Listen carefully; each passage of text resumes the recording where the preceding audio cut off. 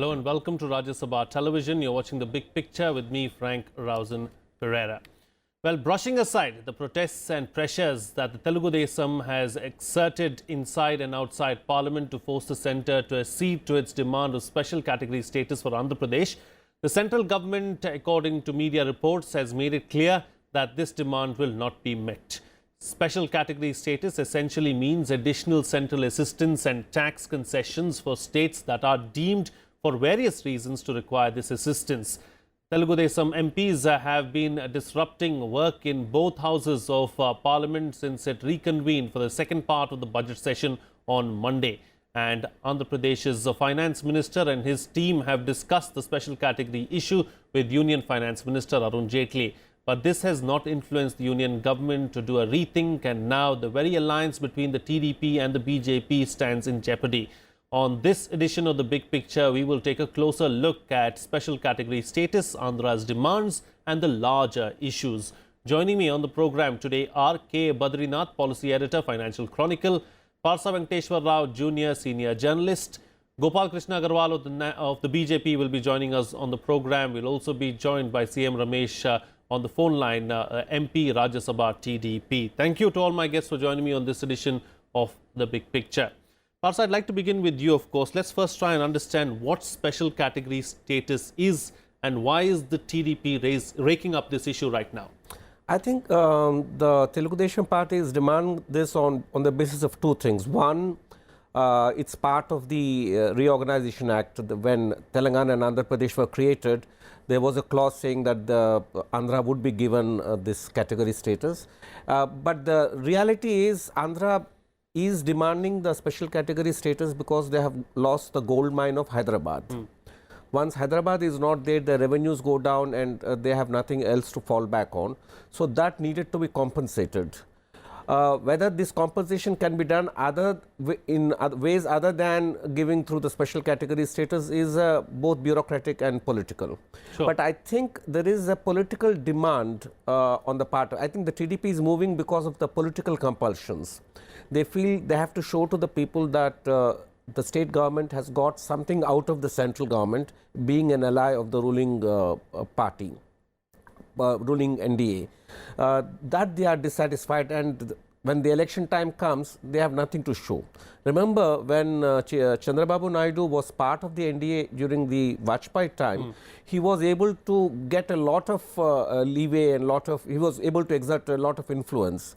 Then the situation was different because the BJP didn't have the numbers. Yes. Now the BJP is very comfortably ensconced and they are not really willing to yield to the demands of the allies. I think that is the political tussle. Sure. Sure. Let me bring in CN Rao, political analyst, joins us on the phone line from Hyderabad as well. You know, talking about Chandrababu Naidu, earlier he said that special category status is not Sanjeevani or the panacea to the problems of the state. Why has he changed his mind this time around? Hello? Mr. Rao, can you hear me? Yeah, I am able to hear you. But the thing is, everybody in Andhra Pradesh is feeling that we are in extraordinary situation. But central government is taking it very lightly and they are thinking that it is a very normal situation. It's not normal. We lost the capital, a big city like Hyderabad, and we don't have any resources to develop ourselves. So, very rich state like Andhra Pradesh is now left to the mercy of central government and is not taking such care about our state. So, people are very, very angry everywhere. Okay, people are very, very angry everywhere is what you're suggesting. Let me bring in K. Badarinath into the picture now. And you know, let's see if you can put my previous question into perspective first. Of course, Chandrababu Naidu initially said that, you know, special status or special category status is not the answer to all the problems of the state. But what seems to have changed now? And also, how bad is the situation on the ground in Andhra Pradesh, as CN Rao has just pointed out? So, let's come to the issue of special category status. It's a fact that before the 2014 Lok Sabha election, when the State Reorganization Act bill was discussed in the Parliament, the then NDA which included BJP, had demanded for a special category status. But then that demand was contingent with providing such a status to several other backward states, including Bihar. Then you have Chhattisgarh and Jharkhand, which were carved out of Madhya Pradesh and Bihar. Then Bihar itself, then Bengal. Then if you see the 1969 special category status kind of a norms, then today Mizoram, Nagaland, and these are the states which have to be hill states, tribal states, most backward states. These are the ones which are eligible for it.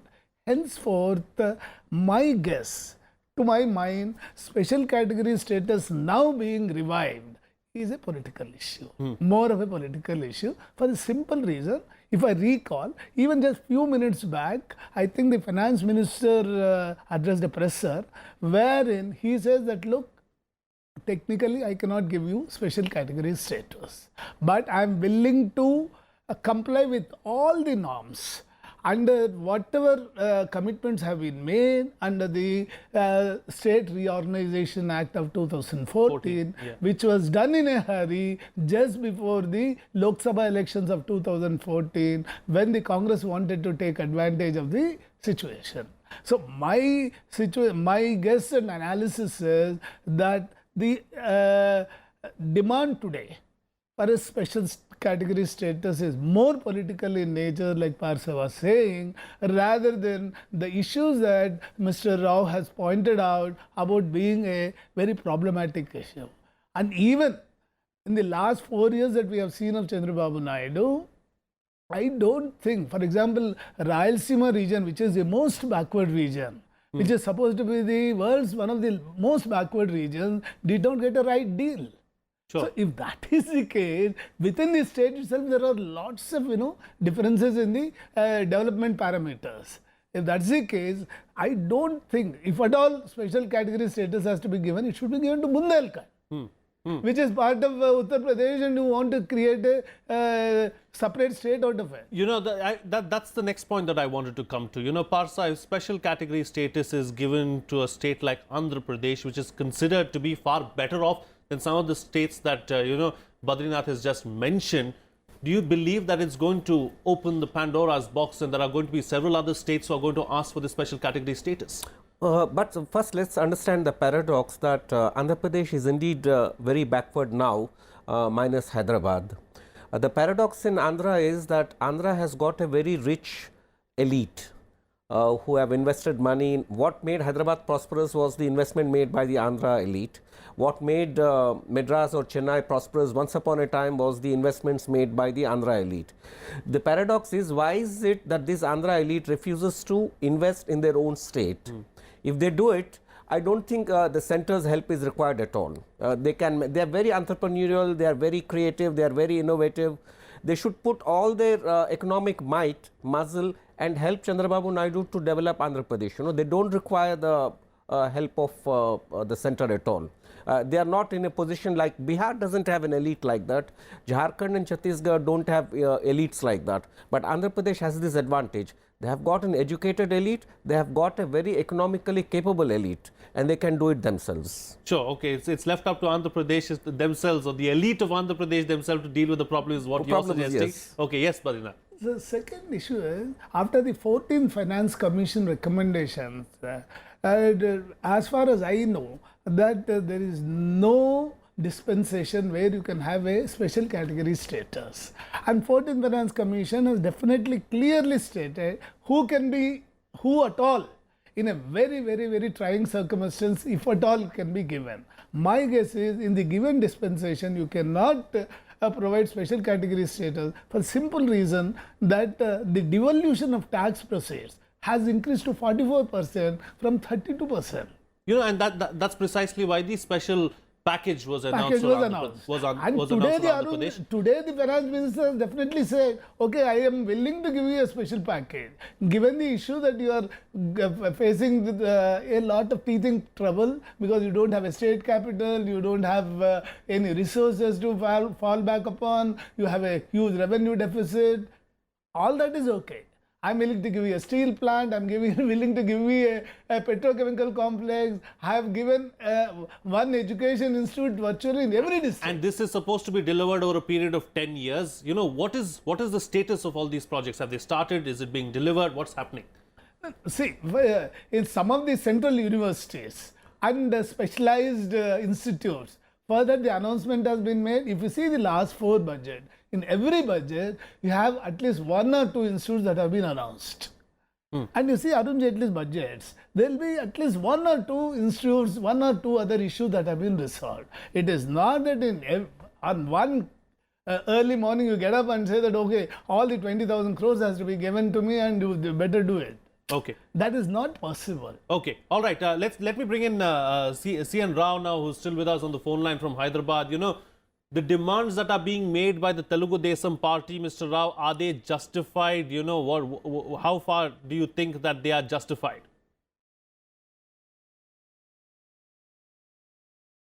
Tell you some examples. So we got the city Hyderabad. Hyderabad, since 20 years, last 20 years, it got 20 lakh jobs in the organized sector. In the entire state, we got only 2 lakh jobs in the organized sector. Now Hyderabad is lost to that state. Where are the jobs? Where is the education? All the top education issues are located at Hyderabad. They are establishing some education institutes. Okay, they may take up nearly out of, they will have to give more than 15,000 crores for all these education institutes. So far they have given 800 crores.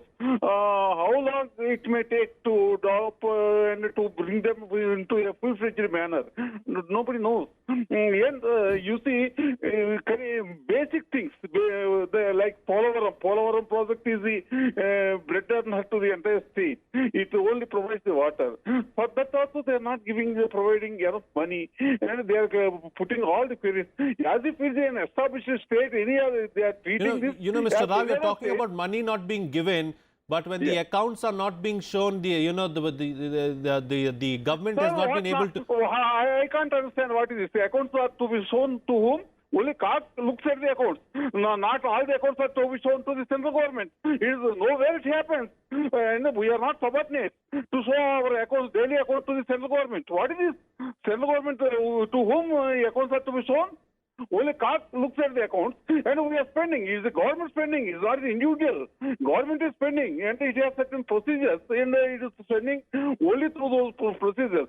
How can somebody can ask the accounts are not so shown? Okay, so you're suggesting that the money is being spent according to the procedures. There is no need to show the financials to the central government, and hence the argument made that, you know, when the accounts are not being shown, that argument does not stand is what you're suggesting. Let me bring in Gopal Krishna Agarwal, national spokesperson of the BJP, into the picture now. You know, Mr. Agarwal, there are several media reports that suggest that the alliance, the NDA, the TDP and the BJP, you know, could be on very, a sticky wicket really, and the alliance could split or could break in the near future is what several media reports are suggesting. What's happening there? Do you believe that the TDP is going to pull away from the NDA?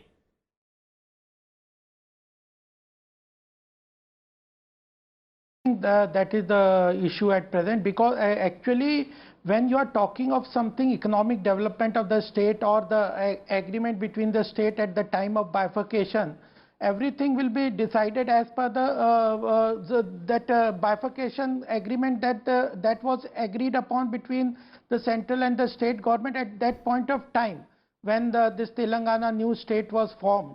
And as per that, as Finance Minister today has very categorically clarified that the debate cannot be a political at this point, because before the bifurcation that there may have been or there should have been any debate, whatever they demand or they that had to be put within the agreement. But at this point of time, it is only a financial package.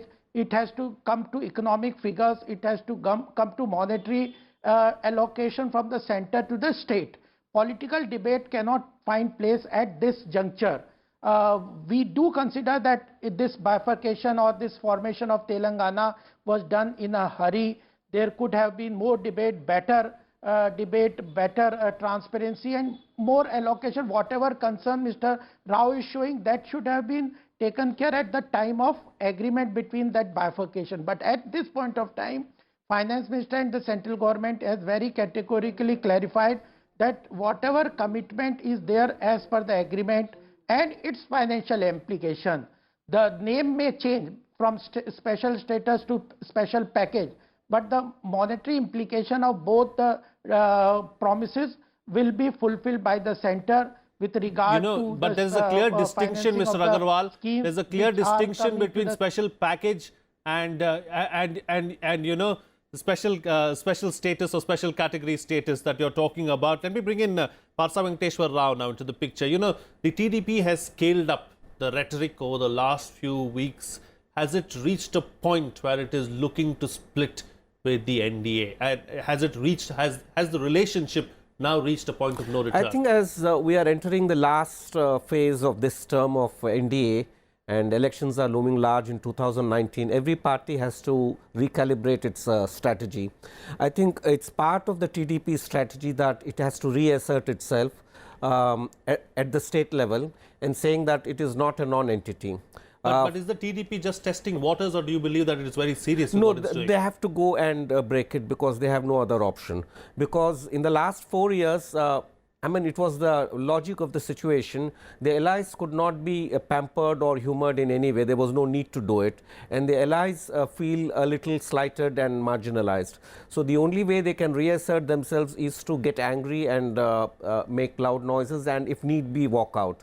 We are seeing it with the Shiv Sena in Maharashtra. We are seeing it in TDP, and I think it will also happen with the Akalis in Punjab. Okay. They will reassert, there will be loud noises, and with TDP, it may have to walk out momentarily. It may recalculate and recalibrate after the elections in 2019. Okay, I think I'll talk about that to Mr. Sriyan Rao, but before that, K. Badarinath, Chandrababu Naidu is a very astute politician. He's a tactician, and he's been through several of these kind of situations in the past as well. Do you believe that he's left some room to maneuver later on maybe and discuss with the BJP and stay in the alliance? He's a seasoned campaigner. Otherwise, he wouldn't be leaving the UPA and coming over to the NDA side. He knew that the wind is blowing through and for BJP and Mr. Narendra Modi. Henceforth, he aligned with Mr. Narendra Modi, and he has benefited in a big way politically by assuming power in the state. If that is the case, if we have benefited from the BJP wave across the country, then why do you make noises now? If it is the economic package, you have to negotiate an economic package on a one-to-one basis rather than making noises here.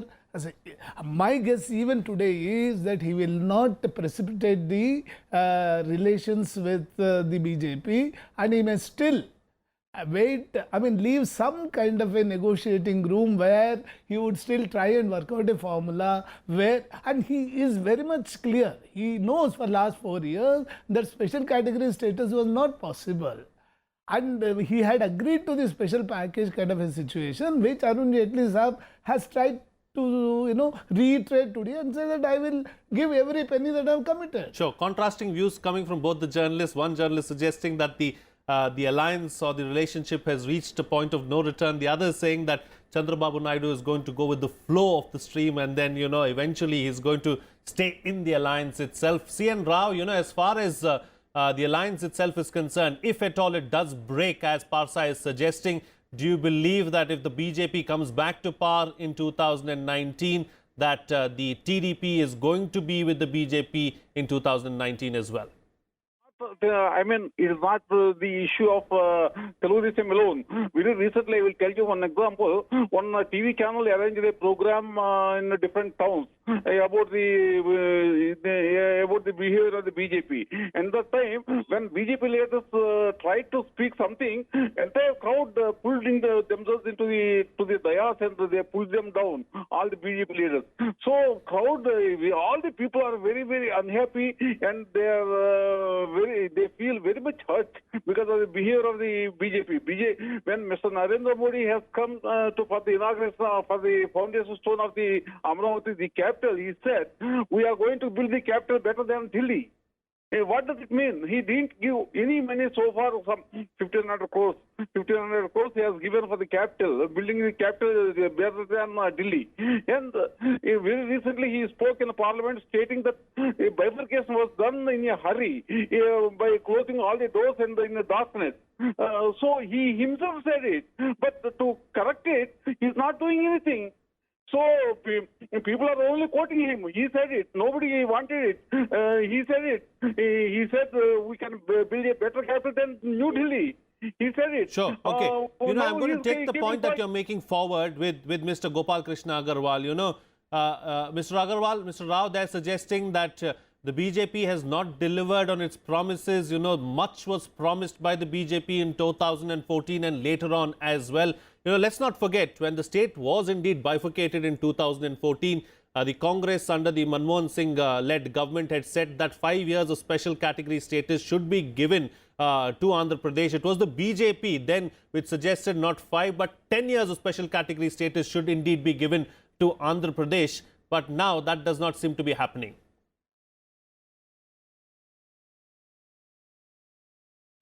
Actually, this is a negotiation with the Andhra Pradesh government, Telangana state government and the center agreed at that point of time. Any kind of political rhetoric at this point of time will not help the state. They have agreed to a package which was decided in a tripartite agreement, and the central government will only fulfill whatever they have agreed. And if you had some problems, every state has different problems. We understand there are some problems with the Andhra because of the new status or Hyderabad going away from them.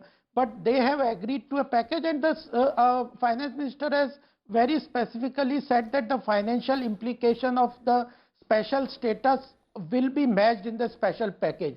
We cannot just give a special status because of the restrictions on the 14 finance commissions implicated on that. But overall, whatever financial implications are there with regard to financial assistance from the center, with regard to fulfilling of the deficit over a 5 years period, the central government has promised 22,000 crores compensation, and the revenue deficit is being met out of that also. And then even international investment proposals also, central government has said that we are fulfilling our commitment. Even on NABARD, there are some issues on the basis of who will bear the cost of NABARD 90-10 if it goes to the state's deficit, or that amount has to be taken into the calculations of the center. That also there is some issues that finance minister has today also said, and 3 days back when their MPs met the finance minister, he had said that I will look into that and amicably we will sort out and the money will be transferred. Okay. So, taking the discussion forward now, because I've got very limited time on the program, Mr. Agarwal, hold that thought there. Parsa Venkateshwar Rao, as far as some of the issues are concerned, what are the larger issues that are thrown up by what's happening in Andhra Pradesh vis-a-vis the centre? It's as I have said earlier, this is going to be a battle between the centre and the state, between TDP and the BJP. And the TDP has to assert its own identity, and the best way of asserting is to say that we are willing to break and get away from it. And they can do it because the BJP has no presence in Andhra. And if Chandrababu Naidu is seen to be being soft towards BJP, the opposition in Andhra will gain advantage, and he doesn't want to give that advantage to Jagan Mohan's party. So that is the reason Chandrababu Naidu has to stick to his very strong point. It may be rational or irrational, whether it is right or wrong. It's politically necessary for him to stick out. Quick closing comment from Badri. How do you see things panning out in the near future? See, I do agree with Parsa to an extent that he cannot be seen as openly aligning with the BJP's point of view in terms of, special category or special status or special package and all that.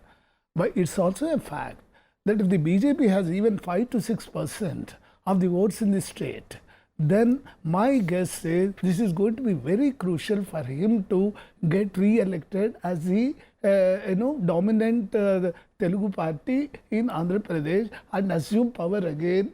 And mind you, last time when he lost power, he did understand that because he did not build proper alliances then, he had lost power. Also because he put out a very big reformist face. Sure, sure. So that branding is very important, as the Parsa says. The point here is that can he completely lose out BJP and still survive? That's a big question mark. Okay, I guess that question will be answered in the days to come. Thank you to all my guests for joining me on the big picture and putting things into perspective for us. The consensus, of course, here is that the issue at hand is more political than anything else as of now. It remains to be seen whether the alliance will remain intact in the near future or not. Of course, our guests seem to be divided on what's likely to happen with the alliance, but we'll wait and watch. That's it from me. See you again next time.